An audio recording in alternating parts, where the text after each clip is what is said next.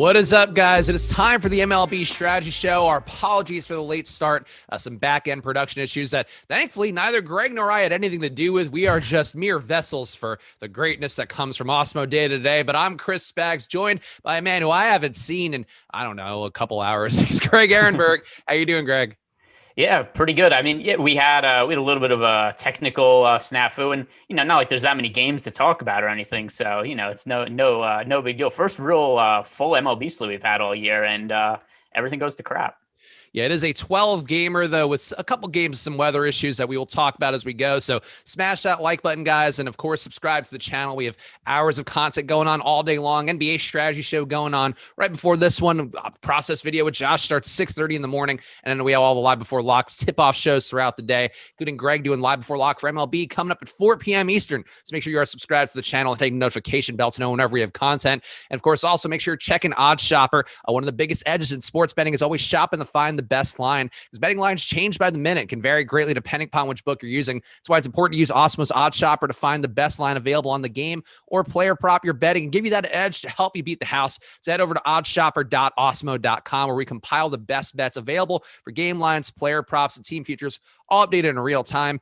And one other plug here, normally the Strategy Show will be on the Awesemo Podcast Network, which is a great thing to check out if you don't have time to go watch all the YouTube videos with our beautiful faces on there. So make sure you go to awesemo.com/podcast to check out the latest. And if you leave a 5-star review in one of the podcasts, your Twitter handle or email address, you'll be eligible to win a free week of Awesemo Plus Platinum. And one winner gets awarded every Friday with rewards eligible to win for up to a year. So go to awesemo.com/podcast, leave a 5-star review on basically any Awesemo podcast on there. Get your chance to win a free week of Awesemo Plus, and one coming up later today too with the Four Corners video. That's my short form video returning, so check that out on the channel coming up shortly after we finish this video.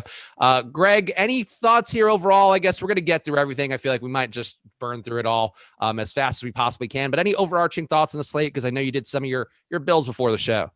Yeah, I mean, just number one thing, and you mentioned it there too, is pay attention to the weather. One thing I did for now is the Mets-Phillies game. I took that out of my player pool game. The Mets game got rained out yesterday. I live not very far from New York City. It poured all day yesterday. It's pouring right now. It's supposed to pour all night. So it seems pretty unlikely to me that game ends up playing. And I know that there's all kinds of DFS weathermen and whatnot who, give their opinion on the weather. I just look outside for this one. It's like, hey, rain. I know what to do with that. So, yeah, weather's no good here right now. It's great here in Los Angeles, too, just to give you my weather update. What I can see, though, I don't know if that has any impact on anything right now, but yeah, definitely a weather day, one to keep an eye on. But let's get into our first game here. We got Seattle getting 4.2 implied runs, going against Baltimore, 4.3 implied runs on their side. Two teams in terms of stack ownership. And, of course, the top stack still part of what you get at awesemo.com, including player projections, ownership projections, and all that. So go to awesemo.com/join. Check out all the MLB packages on there. But these two teams, Greg, it seems like they're kind of non-factors overall relative to the top stack stool. A little more ownership going to Seattle. I guess the one upside that they have going against Dean Kramer is a bit of more value stack upside. Kramer himself having struggled against right-handed bats in particular, giving up a 1.8 whip and a 290 batting average to righties. So some big numbers coming off there. But for Seattle's side, I feel like as a value stack, they look fine. Taylor Trammell starting to show some signs of life, I think, is a positive. But besides that, I really don't feel like I have the most confidence in Seattle in any stretch here. Kramer, I think, not a great pitcher by any stretch, but still a guy that, I think maybe could end up getting results here against Seattle, just given the lack of talent overall in this Mariners lineup. Do you feel any differently here? Do you have any interest or any overwhelming interest in the Mariners as a stack, or I guess Kramer as a pitcher? So I don't have interest in either of the pitchers here, but something I should have mentioned, we talked about the overview of the slate before we started, is that so we have a couple of really strong pitching options in really good spots who are fairly expensive, but not overly expensive on DraftKings, referring to Garrett Cole and Tyler Glasnow. My priority is going to be trying to get the two of them together in as many lineups as possible. I think that is the safest way to get fantasy points for this slate. I think both of them are fairly likely to exceed their price point. So with that in mind, I am valuing the top value percentage on our top stacks tool more than just the overall odds of teams being the highest scoring team on the slate. So with that in mind, Seattle is a team that, just because of how cheap they are, they're a team that I'm going to be getting into my lineups as stack, even if they're going a little bit over-owned, just because I want to try to find those offenses that are cheap, have a little bit of upside, and allow me to fit in, those two aces together.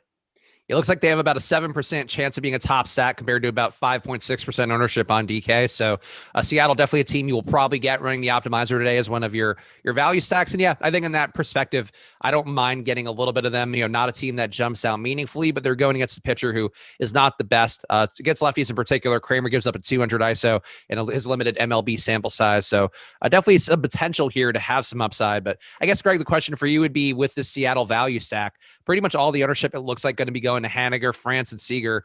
Is there anybody that you think you would get a bit more of, just because of the fact that those guys are going to be highly owned? They are the 1, 2, 3, or expected 1, 2, 3 at the top of the order. But is there anybody else you would get here, I guess, to get a little bit different if you are using them as value? Dylan Moore is somebody who's popping up in a lot of the Mariner stacks that I've made so far today. Somebody with a little bit of speed upside, a little bit of power upside. So he's somebody else getting mixed in. But yeah, I mean, still the core of the stack of the stacks right now is Mitch Haniger and Kyle Seager for me. But Dylan Moore is the player that I was getting the third most exposure to in Mariner stacks. And I wouldn't hate Taylor Trammell. He does come in with some degree of hope to be a high quality prospect. He's at a 9% home run rate in a very, very limited MLB sample size, only 23 at bats, but has shown some pop. And I think going against Kramer, not the worst play in the world, 3,100 on DK, jumps out to me. Baltimore side, I feel like overall here, I really don't like Baltimore as a stack very much. Justice Sheffield is some of the weirdest splits around, where he doesn't give up a ton of power, but over now a big enough sample size versus righties, a 1.7 whip, 310 batting average, and a 380 BABIP. So I guess it's getting really, really unlucky against righties in a way that almost seems unsustainable, except that's been the case now for over 330 batters faced. But this spot, I don't really like Justice Sheffield. I think the price point, maybe you can get there a little bit if you're not playing one of the high dollar pitchers on some lineups, but Baltimore stack, Justice Sheffield, I feel like neither really seems that compelling to me. Yeah, so one thing I'll point out, and this is a Draftkings specific play, but Pedro Severino, who has been one of the best hitting catchers against left-handed pitching for the last couple of years, I think him at a 3,900 price tag on DK makes him a pretty strong catching option. No real need to go there on Fanduel. We don't have to roster a catcher, but at least on DraftKings, where it's really hard to get production out of catchers, and I'm generally trying to target, somebody like a boomer bust type option, like a Mike Zunino, who's a home runner bust, Pedro Severino, who has, power upside against a lefty. That is somebody that makes sense on DK. All right, let's go on to our next game there. We got the Yankees getting 5.2 implied runs against Robbie Ray. Toronto, 3.9 implied runs against one of Greg's top pitchers on the slate, Garrett Cole, who you will probably hear a lot about no matter what site you are listening to or watching today. But the Yankee side here, pretty high run total. Actually, the highest chances of being the top stack today, so it's worth noting, though, pretty close to appropriately owned. Still more positive leverage favoring them right now. Just 9% aggregate ownership expected for them. And going against Robbie Ray, he does have the strikeout ability, a 27% K rate over the last shortened season, plus whatever's gone on this year. Over the longer term sample, a 30% K rate for him. But the man struggles mightily versus righty power. 238 ISO allowed to righties, 1.6 whip, 5.3 xFIP. All these things I think would give me some degree of interest in the Yankees and lineups where you can afford them. Is there anybody who you'd prioritize here, Greg? Or I guess, do you feel any differently about the Yankees being maybe not the clear-cut top stack, but certainly amongst the top stacks for sure?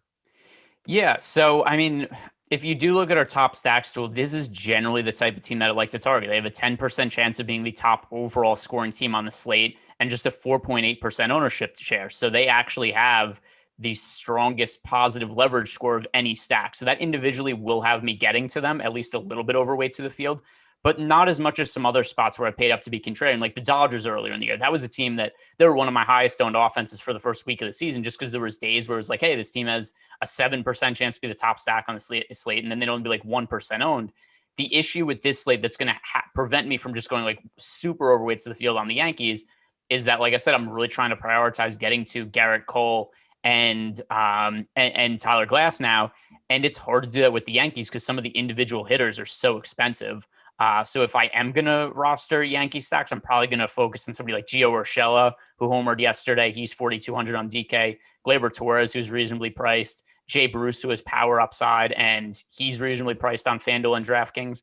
But if you start to look at guys, like Stanton, Judge, LeMahieu, they are all so expensive on both sites that it is really hard to stack them up and get to the pitchers that I want to get to. So I have some interest in rostering some of these cheaper Yankees as a stack.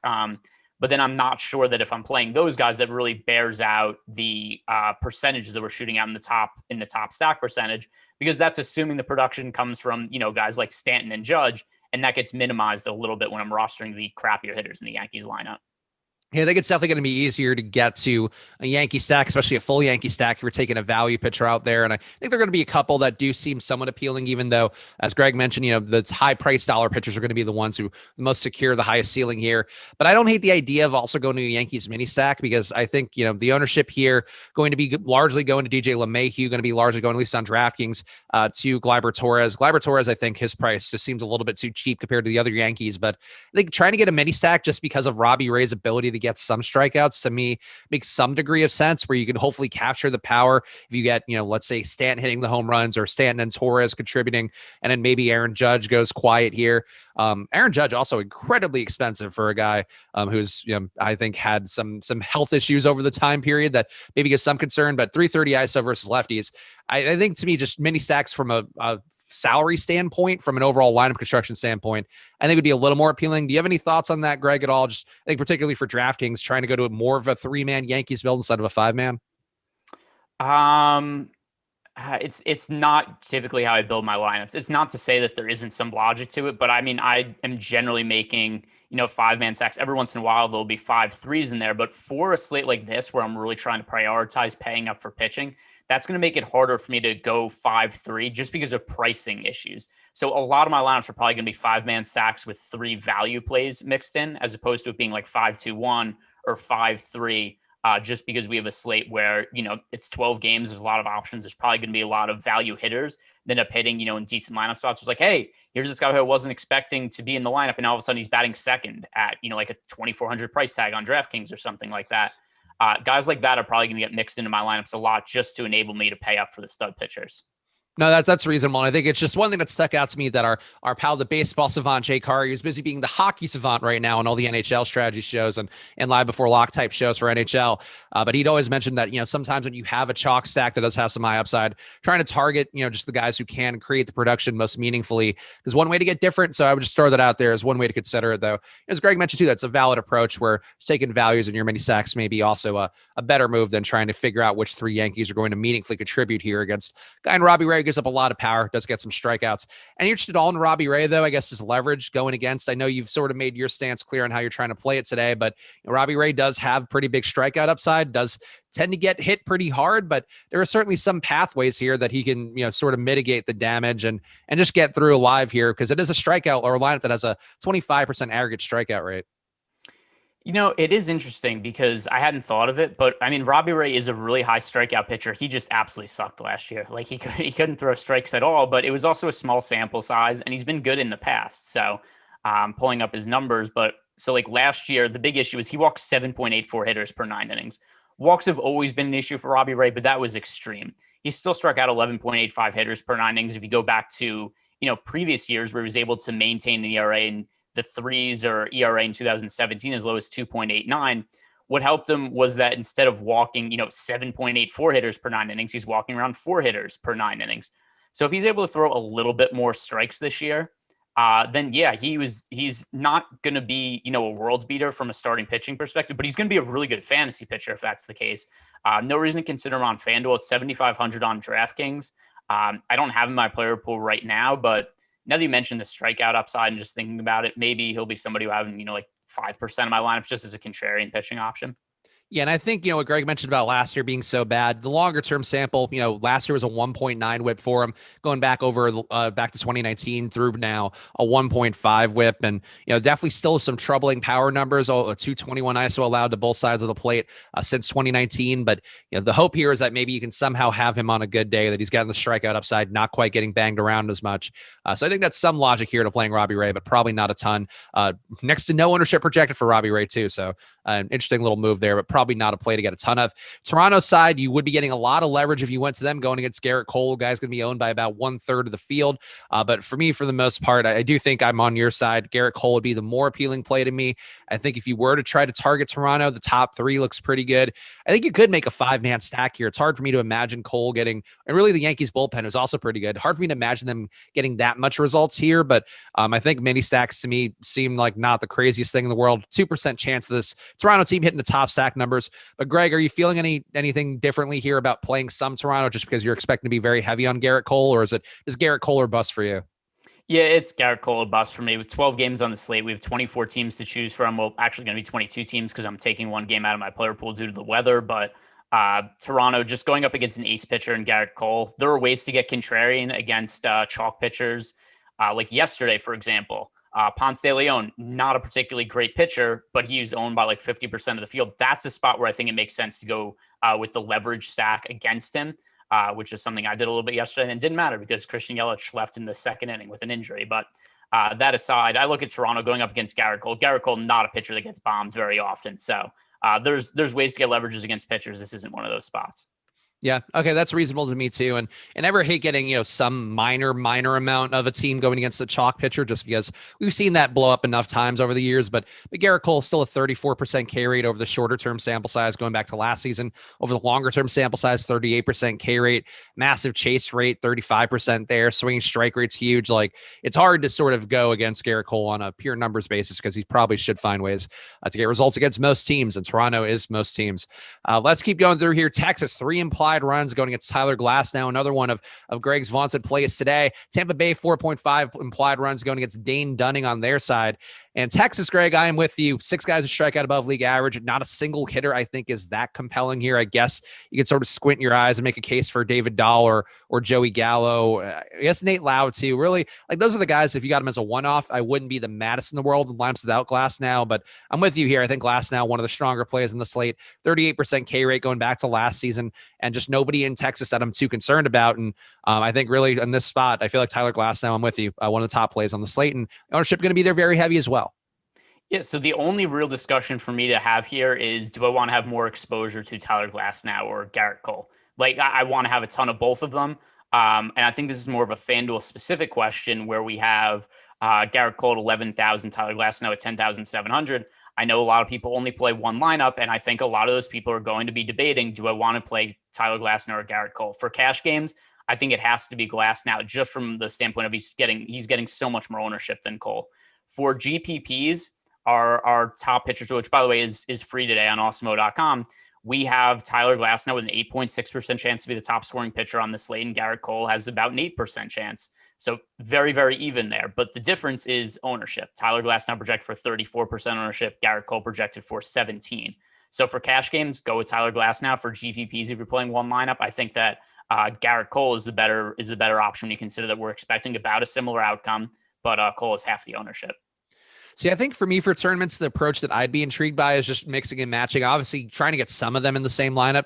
But I do think, going to one of these guys plus a value pitcher is going to be a different approach, and you're trying to capture that upside. So I was saying specifically for FanDuel right there. Oh, gotcha. Yeah. So yeah, for DK, I'm just trying to talk about it, I guess, a little more in terms of the holistic approach, because I'm with you. I think these guys are the top plays by far. I would favor Glasnow on DraftKings. I think the price point there, the projection look really solid. He's going to be a chalkier pitcher, but I find it hard to believe Texas with a 3 implied total, and really nobody who's that good in this lineup is going to somehow get to him, where Toronto does have competent hitters. They're not guys who jump off the page meaningfully necessarily, but guys who still can sometimes make it tough on a guy.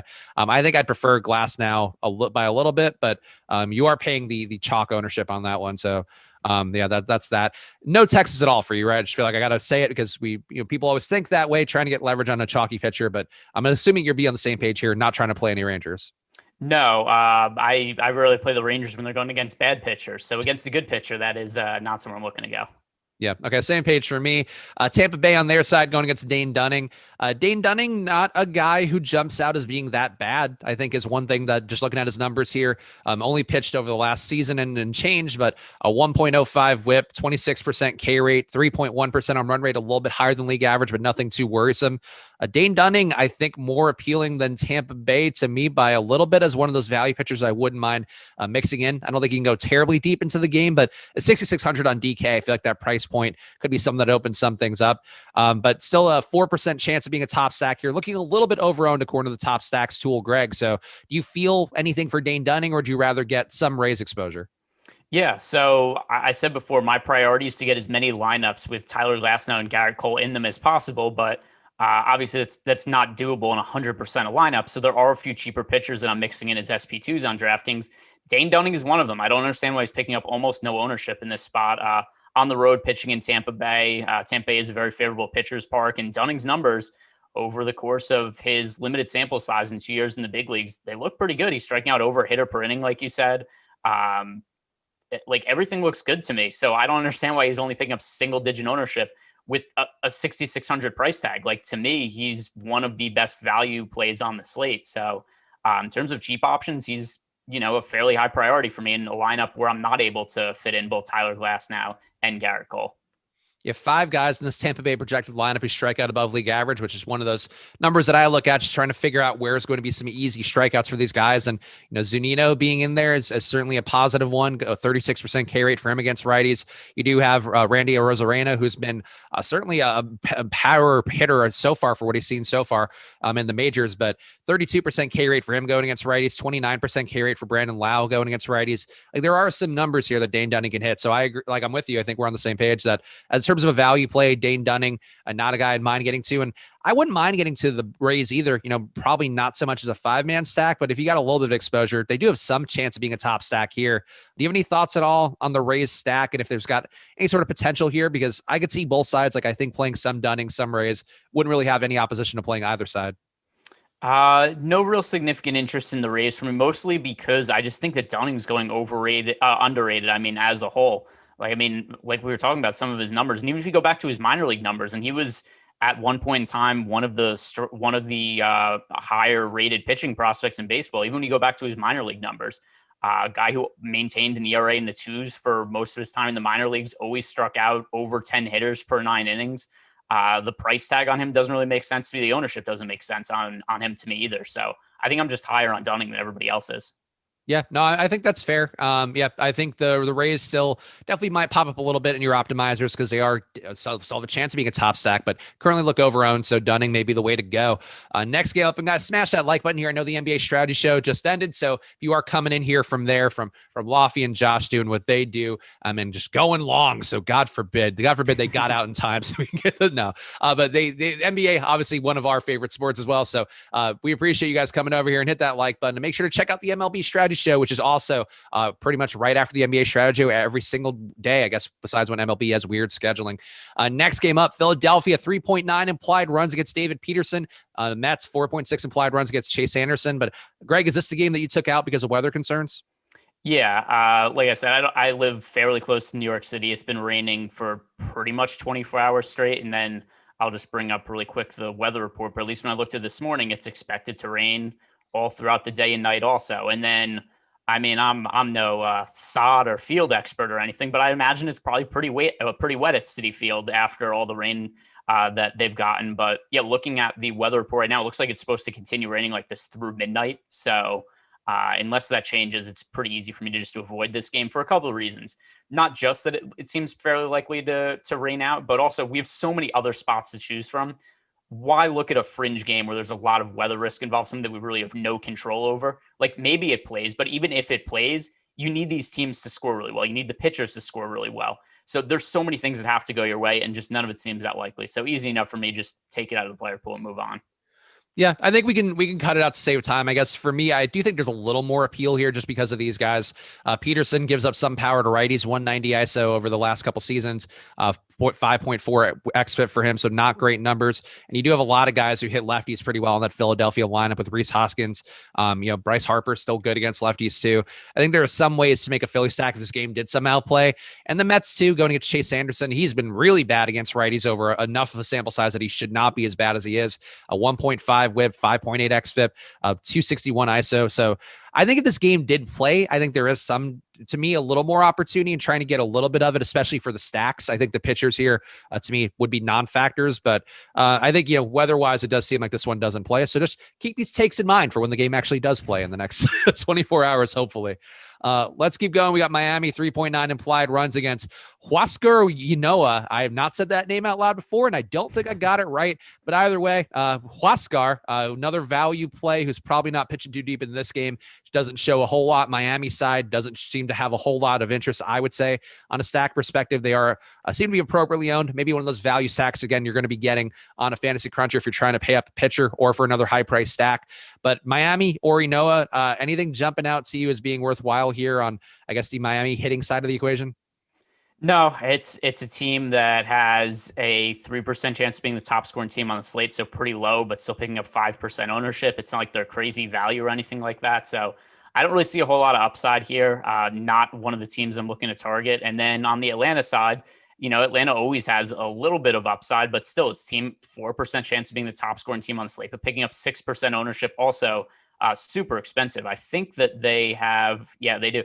They have in our top stacks, so they have the lowest odds of being the top value team on the entire slate. So plenty of reasons for me to really stay away from both offenses in this game.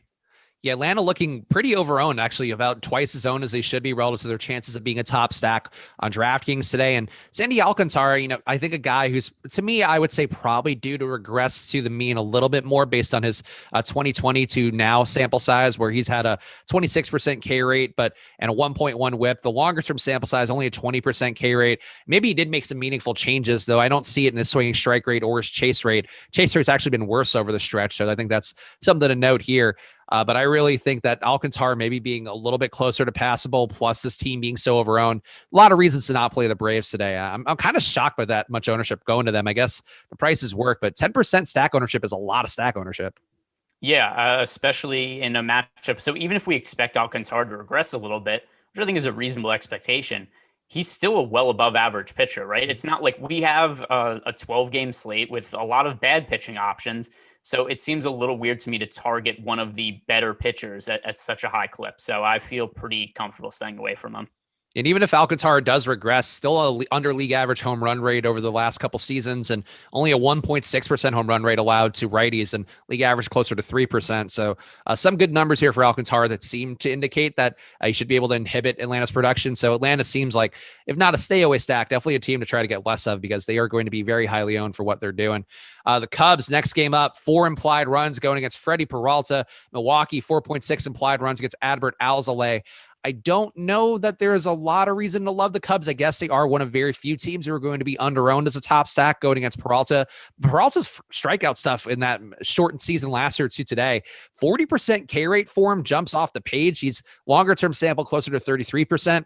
He does struggle with righty power, but I feel like Peralta should be able to sort of keep the Cubs in line, if not, maybe not have a big day himself. But at his price point, I don't hate the idea of going to Peralta. I don't love the Cubs either. I just feel like Peralta is just these numbers are crazy for him, the short sample. Yeah, the only concern here is that he is projected for 33% ownership and a 12% chance of being the top scoring pitcher on the slate. So he's definitely worth mixing into the player pool, but at least relative to ownership, like I'd rather be on Dane Dunning, who we have projected for similar odds of being a top 2 scoring pitcher today, but he has like a fourth of the ownership of Freddie Peralta. So I think that Peralta is going a little bit overowned. Doesn't mean that I'm not going to have him in my player pool. I'm just not going to have him quite as much as the field has. Freddie Peralta, massive upside for his salary. So it's definitely something I'm going to have to sweat a little bit, because I have no doubt that he has the chance of, just blowing up the slate and striking out, 10 or 11 hitters. I just don't think that it's quite as likely of an outcome as what the ownership suggests. So on the other side, we have Adbert Alzolay, who's a guy that I will always remember. When he first started pitching more meaningfully for the Cubs, that Awesemo was very big on him, and on the numbers still, I think, bear out as being worthwhile in terms of a value play, especially because he's going against a Milwaukee lineup that should have 8 guys in it striking out above league average. Certainly some dangerous power. Alzolay, not a guy who pitches terribly deep into games, so that's some reason to have concern. But nice projection on him from Awesemo too. I feel like Alzolay is another one of those guys, kind of like Dane Dunning, and I guess, kind of like Freddie Peralta too. I think these guys are sort of the value, or for Peralta, value adjacent plays on DK, a pitcher that I wouldn't mind here. Alzolay, though, I think, the inability maybe to go too deep would be a little more cause for concern, but 31% K rate over the last season and change, 1.2 whip. I feel like the numbers look pretty good for him against the Milwaukee team, who's given up some generous strikeout totals recently. Yeah, Alzolay is weird because we have very, very limited sample size on him in the majors, right? He pitched last year. He made 6 appearances. 4 of them were starts. 2 were out of the bullpen also. Ridiculous strikeout numbers. He struck out 12.23 hitters per 9 innings, but in general, we've only seen him pitch 38 innings in the big leagues, and about half of his appearances have come out of the bullpen. So that makes it really hard to know what his true strikeout numbers should look like, because, when somebody comes out of the bullpen, we'd expect their strikeout rate to be higher than when they're starting. So I think that bolsters his numbers a little bit. And if you go back to his minor league numbers, he had really poor strikeout numbers in the minors. So 2018, 6.13 strikeouts per 9 innings, 2017, 8.27, 2016, 6.06 strikeouts per 9 innings. So he struck out a bunch of guys as a reliever, but I don't know that that's going to be the case going forward as a starter. He has favorable projections from Alex, and then looking at, some of the other projection sources that are up on Fangraphs, they all project him to be a really strong strikeout pitcher going forward. It's definitely possible, but I'm just not sure that's what the expectation definitely should be. So another guy who at 7,000 price tag, he's picking up 26% ownership. So just for reference, Freddie Peralta, 33% projected ownership. Adalbert Alzolay, 26% projected ownership. Garrett Cole, 27.7. I don't think these three guys should be all that close to each other. So I'm going to be much higher on Garrett Cole in the field, and then I'll be lower on guys like Alzolay and Peralta, and just be really looking to save money with offenses. And Alzolay is going to be going against a pretty lefty-heavy lineup. Like right now, the projected lineup, there are 5 lefties expected to be in there. And Alzolay, in the limited sample size, too, has really struggled versus lefties. 6.4 xFIP and a 20% K rate, along with a 222 ISO allowed compared his numbers versus righties, which are much more eye-popping. That's where he's been getting all his results. 36% K rate versus righties compared to a 1.02 whip and a 0.165 ISO for him versus righties. Like, I think it actually is some cause for concern here, just the amount of lefties in there. The fact, too, that up top, he's getting, at least one quality lefty with Yelich, and Jackie Bradley too, I think has been decent enough versus righties to give some cause for concern. I like Alzolay in general, but I would agree, looking at the ownership numbers now, it might be a little bit overowned. And I think, Greg, this sort of does reinforce what we were talking about earlier with Dane Dunning. Like Dane Dunning being entirely unowned, I feel like I would have him in a pool with these 3 guys and be happy to get, 1/3, 1/3, 1/3. But I think now, just talking about the ownership a little bit more and some of the risk of Alzolay facing a lot of lefties, like I feel like Dunning to me just kind of gains an appeal the more we talk through this. Yeah, no, definitely. That was something I was looking at when I was looking at the, and also he's cheaper than those 3 guys. Not that there's, a massive price difference between him and Alzolay, but I mean, it's still $400. So, I mean, it's not like I would consider the outlook for Alzolay to be considerably better than Dane Dunning's. I might even have Dane Dunning in a slightly better spot. The only one other thing they'll add in here is that Christian Yelich left yesterday's game with a back injury. If he's out, that does make the outlook for Alzolay a little bit more appealing. It's just hard to know right now if Yelich is going to play or not. Kenneth in the YouTube chat saying Alzolay and Peralta are going to be the pitchers used to make an expensive stack work. I would think that plus an expensive pitcher would be the ways that probably people are using that money. So you're probably going to see a lot of Alzolay or Peralta with one of Garrett Cole and Tyler Glass now. So keep that in mind when you're constructing lineups, that if you probably make a pivot away from, either expensive stack, maybe take a mid-tier stack, or you just, get different at pitcher. That's the one way to play these guys, because otherwise you are going to be, I think, a very similar construction to a lot of the field. Let's keep going here, because we're actually making pretty good time, and I actually have the game count on my spreadsheet now. So we got the 7th game coming up that we're talking about. So smash that like button, guys. We appreciate it a bunch here. I'm waking up early. Greg is just existing, I guess, in a normal time. Feeling good about himself, but we're all making sacrifices in our way. Actually, Greg, one thing that I wanted to touch on fast, now that we're at the halfway point, I had a dream last night that I never miss shows. Like, I never call out of shows. If I take vacation time, it's like well in advance. That's just one of my things. Some call me the Cal Ripken Jr. of MLB, NBA DFS hosting. I don't say that myself, but some say it. I had a dream, Greg, that I missed the show, and then EMAC did the show, and then nobody even mentioned that I missed the show. That just EMAC showed up and did whatever appearance I was supposed to make, and it really threw me for a loop, because I don't know if I was dreaming about being cucked by EMAC, or dreaming that EMAC's the guy you can always rely on, or just I don't know what it was, but it was a very weird dream that stuck with me. I never remember my dreams, and I will always remember my night dreaming of EMAC. Yeah, well, the other thing too to consider is that EMAC is really the Cal Ripken senior of all of DFS, because not only has he been around for forever, but you talk about not missing shows or anything. EMAC has never missed a slate. He plays every slate for every single DFS sport. It's the most insane thing I've ever seen. He's playing hockey, he's playing NBA, he's playing every single turbo slate in between. You've never seen a guy who's played more DFS slates. So I mean, you might be the Cal Ripken Jr., but you learned from the master. Cal Ripken Sr. Cal Ripken, like -1.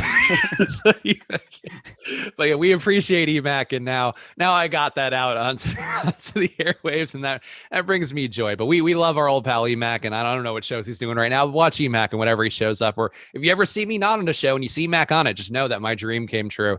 Let's keep going through here. Washington 4.1 implied runs against John Gant, and John Gant's one of those guys where if you didn't play MLB DFS or didn't play or pay that close attention last year, Gant had a very small sample size, shortened season, but boy, was he really good in a way that you'd think he's a new man. A 28% K rate, 1.2 whip. Historically, never gave up a lot of power. And sort of still not a gigantic sample size for him going back to 2019, but over that time period, only a 0.053 ISO to righties. I feel like Gant's a guy super cheap, not going to pitch very deep in the game as an opener adjacent play, I guess. But still, just I feel like it gives me less appeal in the pitching situation here. Gives me less appeal in Washington side. I just don't see a lot to love in terms of Washington or Gant, who I'd expect probably doesn't pitch very deep at all. Yeah, so I think the numbers on Gant last year we have to take with a grain of salt because number one, he only pitched 15 innings, but number two, all those numbers came out of the bullpen, and it's a totally different game when you're throwing one inning versus when you're kind of trying to manage your gas tank and your stamina, and you're trying to stretch yourself out to throw 4 or 5 innings. So like you said last start, we don't expect him to work very deep into the game. He didn't allow any runs last start. He also only pitched 4 innings and was probably pretty lucky to not allow any runs in that start because 0 ERA, but still a 7.26 expected ERA in that start, of 4.6 xFIP. So a little bit of luck involved. I'm not really weighing his numbers from last year, like I said, too heavily because it was in a different role than what he is now. There's a big difference between being a relief pitcher or being a starter. As for Washington and their individual outlook, going a little bit over-owned, 4% odds being the top stack on the slate, and then 6.6% projected ownership share. So I would just look at those numbers, and that's a team that I'd probably only be making 1 or 2 stacks of, if any at all. Yeah, I think that's fair. And I think it's worth pointing out that Andrew Stevenson being in the lineup is definitely a value play that could be interesting. And Victor Robles too, 3,200 hitting up top. I feel like these are the guys that I could see you maybe getting some of, just as you were talking about earlier, if you're playing a 5-man stack with value. Like that's the one thing I think Washington has some utility with. I hate going against bullpen days in general. And I think Gant probably not going to be going too long. So I would sort of file this way as a bullpen game. I feel like taking the values here are plays that I wouldn't mind, but does anybody who jumps out to you in terms of value from Washington, Greg? Just maybe you feel differently, but I just think there are enough guys who are cheap that maybe one would pop for you. Let's see. Am I getting anybody from Washington in my current build at a significant rate? Isolating the players there and Ryan Zimmerman at 3,500 is coming up as a one-off in some lineups. You mentioned Andrews. Oh, actually, I'm getting more as a cheap ad. So they're 2 cheap ads. Victor Robles at 3,200 on Draftkings and Ryan Zimmerman at 3,500. Zimmerman would be less of an option on Fanduel, but Robles with a little bit of power and definitely the speed upside, that would be the guy who makes the most sense as a one-off to me. Yeah, the leadoff spot I think makes Robles appealing. I wouldn't rule out Stevenson either. I do like the lefty-righty matchup for him, though. Who knows if he's going to get out of the bullpen, but he has shown a good amount of power versus righties in a limited sample size for him. 231 ISO, 160 WRC plus. So I don't know. He's one guy, 2,700 on DK. I wouldn't mind very much. The St. Louis side going against Eric Fede. Eric Fede, a guy who offers nothing as a pitcher, so he's not somebody that I would play in that role either. Just a 12% K rate over the last year. Also just a 12% K rate for him over the longer term sample, so that's not an aberration. That is just who he is as a man. St. Louis on their side, kind of high implied total here, and I guess a decent chance of being a top stack, 5.3% chance, but they do seem appropriately owned according to the top stacks tool. They'll be owned at about 6%. So I don't mind St. Louis. I think if you got a little bit, it wouldn't be the worst thing in the world, but Fede does kind of limit power enough where I'm not trying to get there meaningfully, I guess. If you got some St. Louis, I wouldn't mind, but not a priority play. Do you feel any differently here, Greg, about St. Louis and their chances of being a top stack? No, I don't like Eric Fede at all, but for totally unrelated reasons. Well, kind of related to him being bad. But the biggest bet that I made on a baseball game last year was the Yankees were playing the Nationals. Steven Strasburg was pitching for Washington. So Washington was favored in the game. And then Steven Strasburg got scratched because he got hurt, as he always does. And Eric Fede was ruled in to be the starter. But The Yankees were still significant underdogs in that game. And I was like, oh, you know what I'm doing? I'm betting as much money as I will be allowed to bet on the Yankees. And then James Paxton was pitching for the Yankees, and we found out very quickly, oh, James Paxton's nothing left. So Paxton came out and just was absolutely terrible. And that was a bet that did not work out at all. But I always think of that whenever Eric Fetty comes up. But in terms of this slate, yes, St. Louis going about appropriately owned. So team that I'm going to have in my player pool. Not one of the priority stacks for me, but I'm going to be about even with the field on St. Louis. Whenever I hear Eric Fetty, I think of Fetty Wap. Yes. So that's we have different things, but both equally valid, I would say. And then some individual hitters, Matt Carpenter, who is really cheap on both sites, but the Cardinals, well, rightfully so. He's been really bad, except over the last year and a half. But the Cardinals insist on hitting him in a premier lineup spot. So as long as that is the case, I'm going to definitely end up getting some exposure to Matt Carpenter and somebody else, Justin Williams, who's been hitting towards the bottom half of the Cardinals lineup, but he's really cheap in both Fanduel and Draftkings. So he's somebody else who I think is a viable plug-in play to kind of help me get to some of those expensive pitching options. All right, next game on the slate, we got the Angels, 4.4 implied runs going against Brady Singer. Kansas City on their side, 4.6 implied runs against Alex Cobb. I think the Angels stack to me looks a little bit under-owned, like not by a lot, but they have a 6% chance of being a top value, 6% chance of being a top stack, and a little bit under 6% chance of ownership or probability of ownership here, according to Awesemo's ownership projections. The Angels are going to get Singer. I feel like Singer, though, there really isn't anything that jumps out to me as like wanting to attack. I think you're mostly buying in on the Angels as being a good enough lineup to make some damage, but Singer, 23.5% K rate over the shorter term sample size. He faced 282 batters going to the last year's shortened season, 1.2 whip. I don't mind the Angels. Again, the team that if they pop up, they're fine. They don't seem too overowned, so that's fine. But Singer looks okay enough to me that I don't feel like you need to load up on the Angels. I don't really feel like I want to attack Singer by any stretch. So, I mean, the Angels have the third highest chance of being the top scoring team on the slate in our top stacks to a 6.3% chance, getting owned a little bit less than that. Also, the bats here aren't especially expensive other than obviously Mike Trout, the top end bats, but there are a bunch of, cheaper bats we could get to from the Angels. So I actually think this is a pretty favorable team to stack up, decent pricing. And then also a team that has, like I said, third best odds of being the top scoring team on the slate. So, Shohei Ohtani, who's hit really well, for some reason remains fairly cheap on DraftKings, 4,500. That is too cheap for a guy who over, the last week has been one of the better hitters in baseball. So Shohei Ohtani, he's somebody that is a fairly high priority play for me. Mike Trout's always going to be somebody I want to get to, except that's just going to be whether I have the salary to be able to get up to him or not. But then, other like Jose Iglesias, he's reasonably priced on both FanDuel and DraftKings towards the middle of the Angels lineup. Justin Upton, he always has power upside. He's fair. He's favorably priced on both FanDuel and DraftKings. So I think there are upside bats here, and the pricing is right that it's going to make me get overweight to the field on the Angels.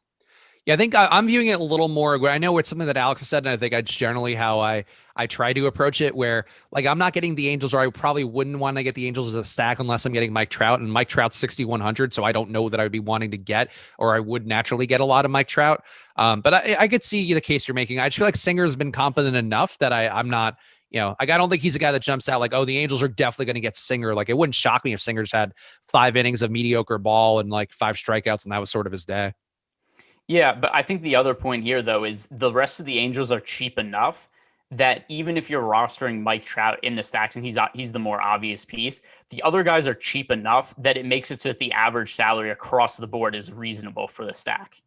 Okay. No, that's a fair way to look at it. And definitely some arguments to be made there. And they do, as Greg mentioned, have one of the better chances of being a top stack relative to some of the smaller slates we've seen recently. It doesn't seem that high, but a 6% chance of being a top stack can be enough to justify some amount of exposure. I do think, though, for me, I kind of like going to Kansas City's side a bit more just because Alex Cobb, I think, not very good. And the longer term sample size for him does bear that out. 270 ISO allowed to righties, 208 ISO allowed to lefties overall. 242 ISO given up. So good amount of power. And you have guys in this order, Salvador Perez, so expensive at catcher, but has had a ton of pop against his fellow righties, 294 ISO for him over the last couple seasons. And then you have Carlos Santana, who's, I think, fine.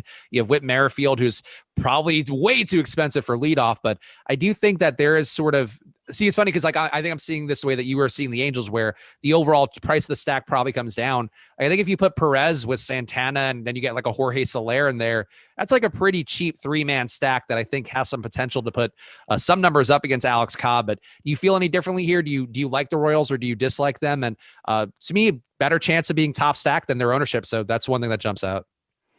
Yeah, so one thing that I do think is a little bit interesting about Alex Cobb is that he was somebody who broke into the league as a fairly high regarded prospect.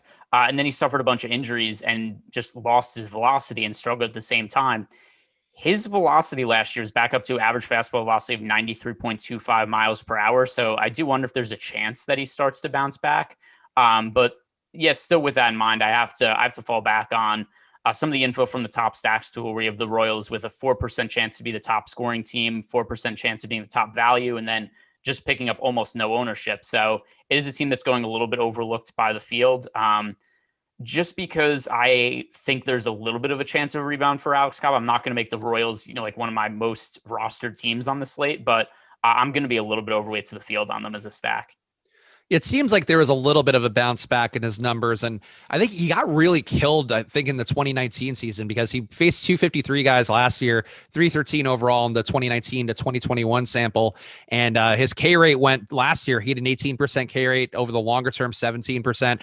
Also, the home run rate dropped off of a cliff last year. He had a 6% home run rate over the longer term sample, only 3.6% last year, which still above league average, but there might be some signs of life there that maybe you can improve upon. But I think that's a reasonable way to look at it. Like if you get some Royals, I think they are a team that I'd want to get some exposure to, but I think not a team to go crazy on, because there's a chance here that Cobb is just regressing to league average. And if he does regress to league average, he's not a guy that you want to like load up against, like you might have been his rookie year or his year in 2019. Yeah, and that's kind of where I see it too, is Alex Cobb is somebody who for a while I've really picked on, but seeing the spike in his velocity last year, and then also, I mean, it was limited sample sizes last year, only 10 starts out of Alex Cobb, but the velocity was significant enough of an increase where I think that he's finally healthy for the first time in a few years. All right, a couple more games left here. Let's keep going. Smash that like button, guys, because we need that energy to get through the home stretch. Cleveland, 3.9 implied runs going against Carlos Rodon.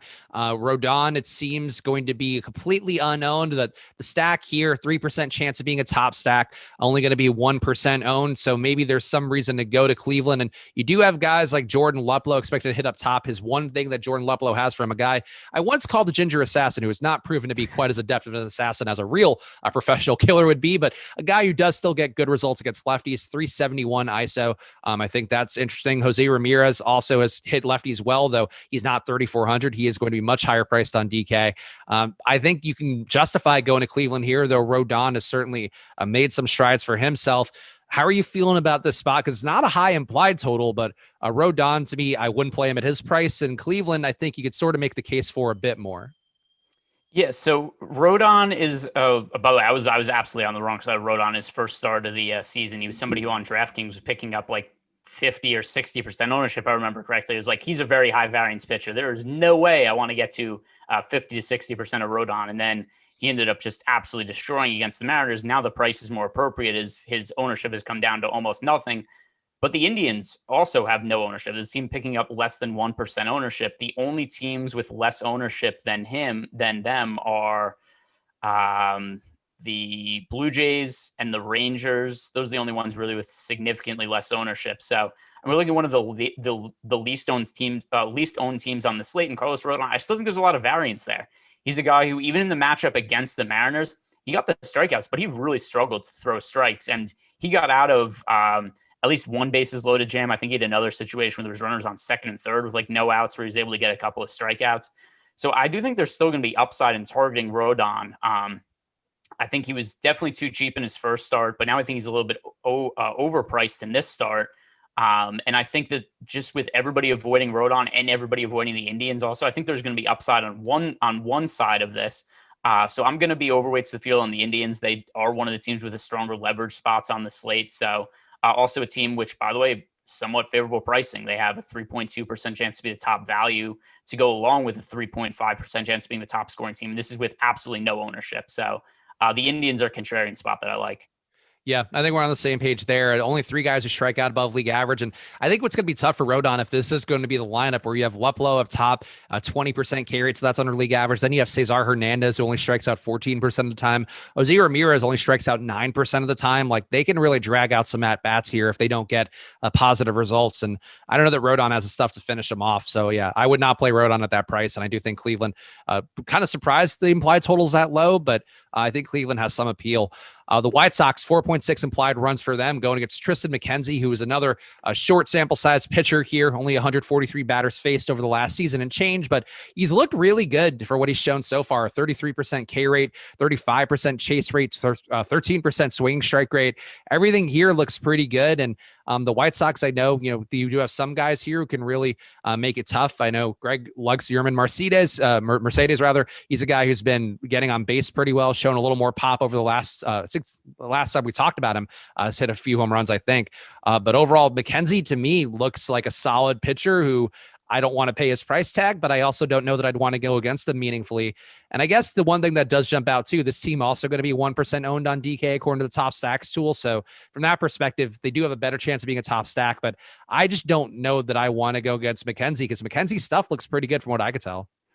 Yeah, and also going into last year, he was one of the more well-regarded pitching prospects in baseball. And the other issue I have with the White Sox is even if you do try to stack them up, they're really expensive now. Like Mercedes is expensive on both Fanduel and Draftkings. Yoan Moncada is expensive on Fanduel and Draftkings. There's some individual one-off hitters.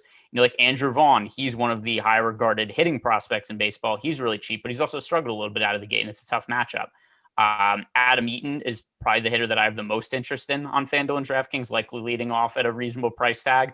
But the White Sox, a team that I think are a little bit overpriced. And then Tristan McKenzie himself is fairly expensive, and I'd rather pay up for, Tyler Glasnow or Garrett Cole. So this looks like a spot that really on both sides I'm going to be mostly staying away from.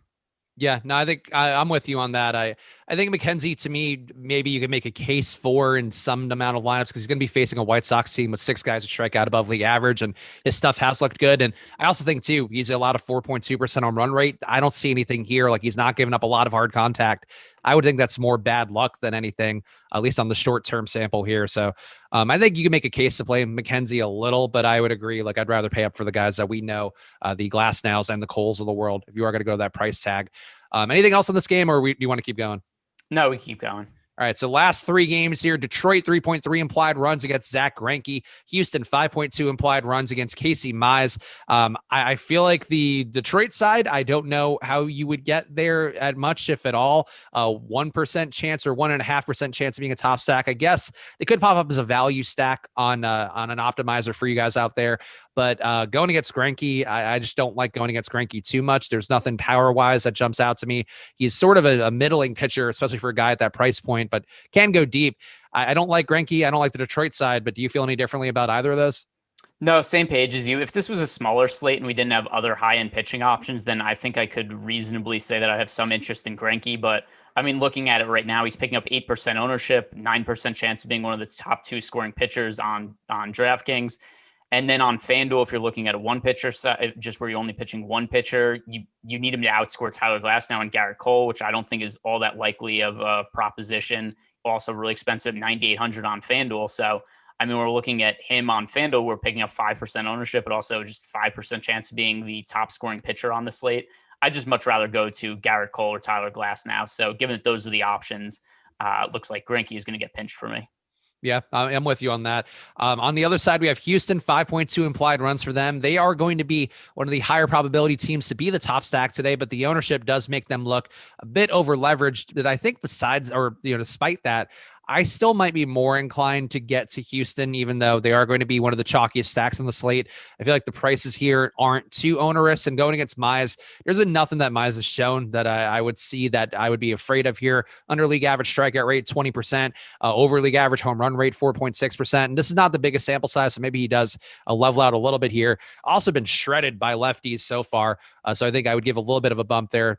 Faced 81 lefties so far, 1.9 whip, 7.9 xFIP, given up up a 309 ISO and 6% home run rate. Those will come down a little bit, but I feel like really the case could be made here to go to Houston pretty heavy. And the field's going to be doing that too, Greg. So how do you feel about the idea of owning a lot of Houston, given that the field seems like they will also be going heavy Houston? Yeah, so I think this is a really good spot for the Astros, but unfortunately, I think I'm still going to have to go underweight to the field on them just because I do think they're going over-owned. They're also at a price point that doesn't really fit with the pitchers I want to roster. So it's going to be a spot where I'll have a couple of Astros stacks, but I'll be fairly significantly underweight to the field. And I just hope that they are not the team that breaks the slate because at least the way I'm looking to set up my lineups with a lot of exposure to Glass now, a lot of exposure to Garrett Cole, it's really tough to make that work with the expensive price tags on Houston. Any concern at all not having Yordan Alvarez on the slate because his price is not that bad, and we know he can have a multi-homer game, and he's going to be 22% owned. And I feel like at the same time, like if you didn't play him in a Houston stack, that is one way to get their ownership down, their aggregate ownership down a bit. But Yordan Alvarez, like as a one-off play, I think he's probably got as high a ceiling as anybody we've talked about so far. Yeah, I mean he's as a one-off play, right now I have him in 18% of my lineup, so a little bit underweight to the field, but nothing really crazy. Let's see any other players popping up meaningfully for me from the Astros. No, not at all right now. He's the only guy who I have in more than 5 lineups at the moment. So Alvarez is a one-off. That would be really the only spot that I'd be looking to go to Houston, at least with any real significance for me. Kyle Tucker, I guess he's not that cheap, but 4,100 still has a lefty matchup too. That's been good against Mize, I think would be another one that maybe you could look at. But yeah, I think Yordan Alvarez just jumps out. He's going to be highly owned, and it wouldn't be shocking to me if he were a one-off in a winning lineup. So I just want to make sure. I think Greg's approach there, you're getting close to the field, maybe undercutting it a little. Does seem like a decent one. Last couple games here, we got Oakland 4.9 implied runs against Madison Bumgarner. This is going to be a very highly owned stack. I believe the highest owned stack on the slate, but also one of the highest probability chances of being the top value and being the top stack for Oakland going against Bumgarner, who, boy, those 2020 to present numbers are not looking good for him. A 1.6 whip allowed, 5.8 xFIP, 291 batting average, 6% home run rate allowed by Bumgarner. Oakland going to be overowned, but at these price points, Greg, I feel like you have to get a good amount of Oakland today.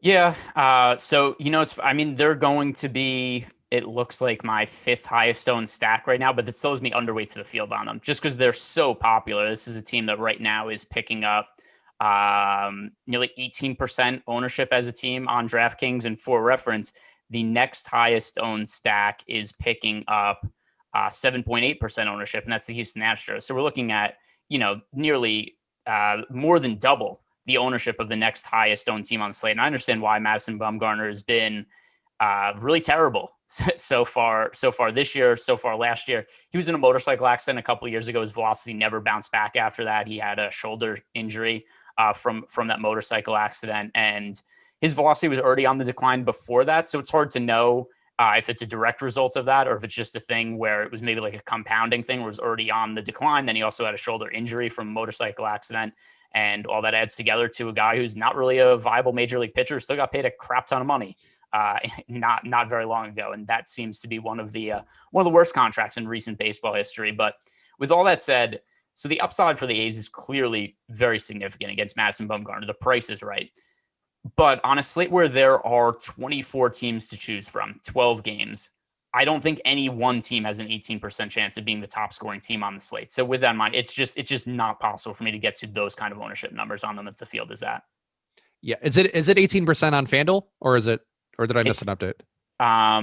You might have missed an update, but right now Okay. It's 18% on DraftKings, and on FanDuel, it is 13%. Okay, so yeah, I have it at 13, so I think I might either pull the wrong one or it went up. But yeah, that's a lot of ownership. I still would be inclined to take these guys. I guess one guy that the chat was talking about earlier is a value catcher, Sean Murphy, going to be 29% owned. I guess as an overall overarching kind of strategy point, Greg, and for DK where you have to play catcher on FanDuel, you can obviously get away, but Murphy at 29%, is that the kind of play you would just get out of unless you had like a full Oakland stack? Because I never mind getting the catcher, even if he's chalk, if it's like part of the full stack. But I think just plugging in Sean Murphy to me as the value catcher seems like a not great move with all the field going to be there. So it's funny because right now he is my most owned catcher in my build, and that's still like a third of the ownership the field has. Gotcha. Okay, so yeah, so you're on the same page there. Just too much ownership going to a guy, and but yeah, he's still popping up a lot for you. So I guess he might be a bit unavoidable.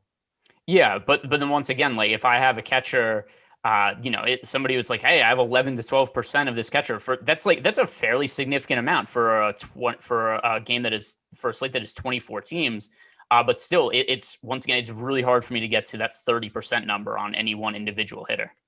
Yeah, 29% was the ownership for Sean Murphy on DK, and going to be a lot of ownership going to Mark Hanha too. So if you want to stack the Athletics, maybe trying to get away from those guys. I guess Chapman too, going to be the highest owned out of all of them, but I don't know how you're probably making the stack really speak to you at all without Chapman. But yeah, definitely some guys you can move away from if you wanted to for Oakland, but then you're taking away some of the upside. So keep that in mind when playing Oakland today, that they are going to be about as chalky can get. Arizona side, 4.6 implied runs going against Chris Bassett. This spot for Arizona, 3.7% chance of being a top stack. The ownership looks aligned. They do seem like a decent value stack. And I guess I don't mind them going against Bassett, not something that I think is the most high upside thing necessarily. He hasn't given up the most home runs to righties, only a 2% home run rate allowed going back to 2019. Last year, only a 2.6% home run rate overall. Bassett, to me, just kind of a competent guy. Arizona not jumping out as having a lot of upside either for strikeouts for him. Only 3 guys who strike up above league average in that lineup today.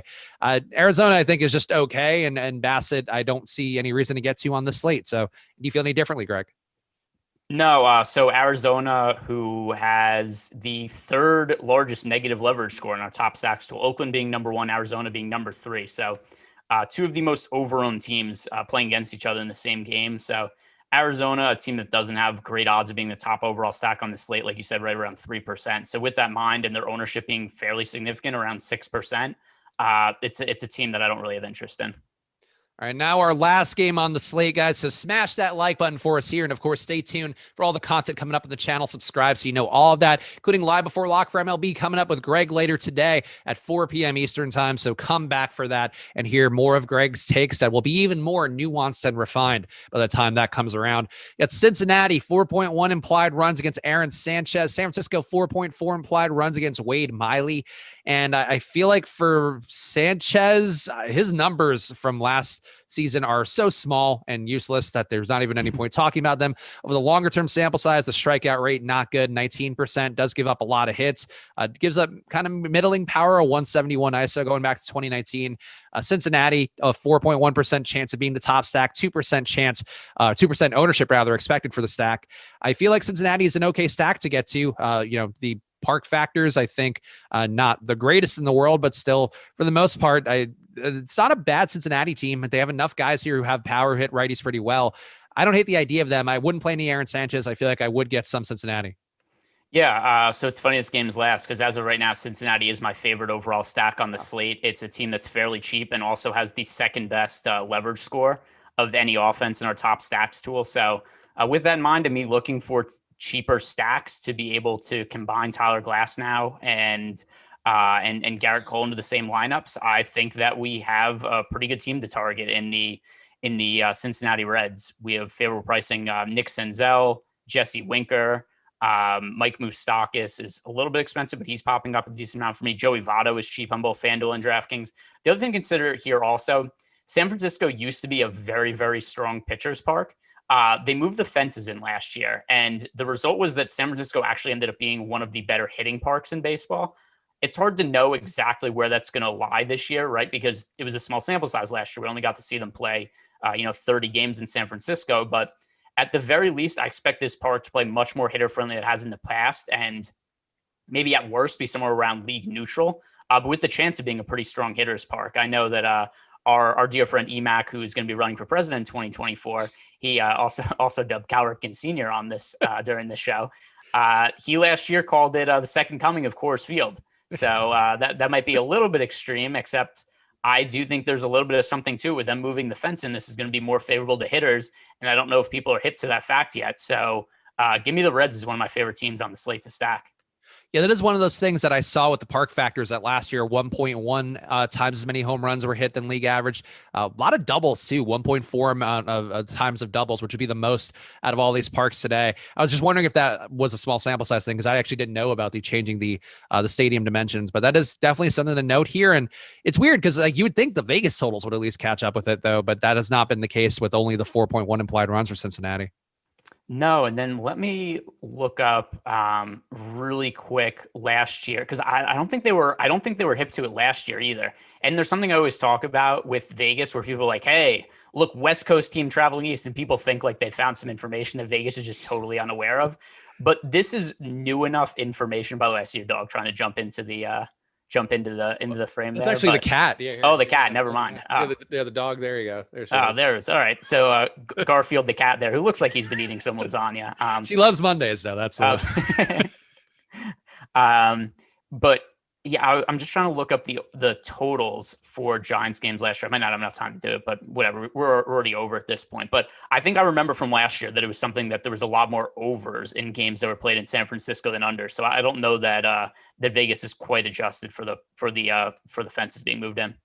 Yeah, it's definitely interesting to think about, and certainly can add a little more appeal here for the late night hammer on the slate. San Francisco theoretically would also benefit here, though they are going against Wade Miley, who the one thing he does is keep that ball down. 21% fly ball rate, the limited sample size of last year. Over the longer term, a 29% fly ball rate, but him being able to get that ball down even more, we're going to be a positive thing for him, especially being as a Cincinnati pitcher.